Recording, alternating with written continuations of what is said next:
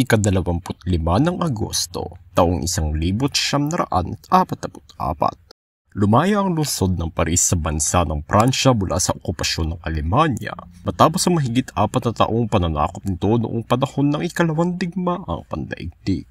Naunang pinasok ng Wehrmacht ng Alemanya ang bansa halos 1 taon lamang nang sumiklab ang giyera, dahilan upang bumagsak ito sa kanilang mga kamay at naitatag ang isang puppet na estado sa lungsod ng Vichy.